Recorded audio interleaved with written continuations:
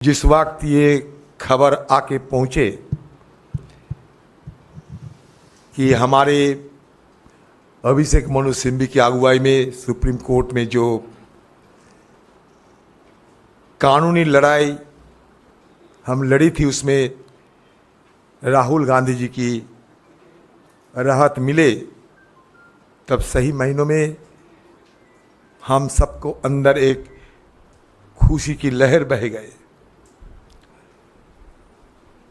सदन में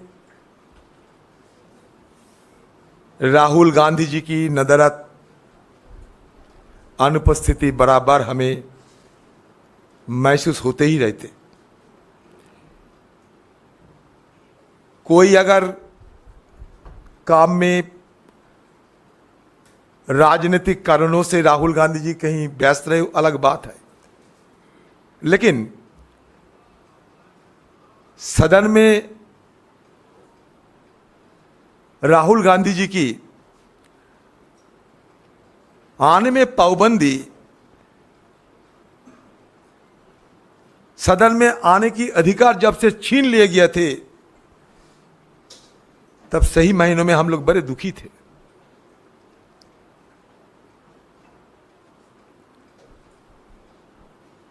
ये राहत की खबर सुनते ही तुरंत मैं इस सदन के अंदर पहुंचे और पॉइंट ऑफ इंफॉर्मेशन की हवाला देते हुए पीठ में जब हमारे चेयरमैन राजेंद्र अग्रवाल साहब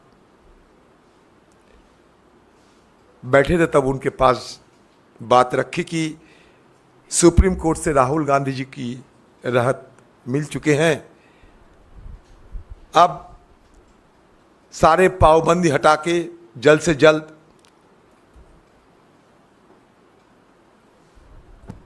उनके सदन के अंदर वापसी के लिए कार्रवाई शुरू करना चाहिए। उनकी सदस्यता जिस त्वरित गति से संपन्न हुई थी, आप सबको जानकारी है कितनी त्वरित गति से उनकी सदस्यता खारिज हुई, और उसके साथ साथ मकान भी खाली करवा गया। जब ये दिल्ली में लुटेन में बीजेपी वालों को कितने सारे नुमाइंदे सालों साल अपने बंगला में विराजमान रहते हैं, वो भी सदस्य ना होने के बावजूद, लेकिन वो परिवार, जिस परिवार हिंदुस्तान को तीन प्रधानमंत्री दिए हैं, जिस परिवार हिंदुस्तान के लिए एक नहीं दो बलिदान किए हैं, उस परिवार की सदस्य राहुल गांधी जी को मान लीजिए धक्का मारते हुए उनकी घर खाली करवा गया। इस तरीके की वेदना, निर्ममता साथ लेकर हम लोग चलते थे, लेकिन भरोसा तो थी कि आज नहीं तो कल सच्चाई की जरूर जीत होंगे, और वो आज हुआ है। हिम्मत ना खोना, सिर्फ आगे बढ़ते रहना। जो कहते हैं ये तेरा बस की नहीं, उन्हें कुछ करके दिखाना, यही मकसद लेकर चलते चलते आज राहुल गांधी जी की सच्चाई साबित हो चुके हैं। सनद रहे कि हमारे देश की और सभ्यता की सबसे बड़ा पहचान होते हैं सत्यमेव जयते। आज जीत हुई सच्चाई की, हिंदुस्तान की करोड़ों की आम लोगों को आशीर्वाद, दुआ, समर्थन राहुल गांधी जी की सबसे बड़ा ताकत थी और इसी ताकत के बदौलत उन्होंने आज जीत हासिल किए हैं। अभी सदन की अंदर जाना बाकी है। स्पीकर से मुलाकात कर चुके हैं मैंने और स्पीकर साहब को दरखास्त भी किए हैं, गुजारिश भी किए हैं कि जिस त्वरित गति से राहुल गांधी जी की बरखास्त हुई थी उस त्वरित गति से ही उनको दोबारा वापस लाना चाहिए। स्पीकर साहब ने मुझे कहा कि सुप्रीम कोर्ट से जो कागजात है वो कागजात जल्द से जल्द हमारे हवाले कीजिए, बाकी हम क्या किया जाए देखते हैं। मैंने कहा स्पीकर साहब, यह सदन की गरिमा आपके हाथ में है, यह सदन की अभिभावक हो आप, सदन की हर सदस्य सदस्या सबकी सुरक्षा आपको देना है। राहुल गांधी जी की जल्द से जल्द वापस लाके उनको अधिकार दिलाइए।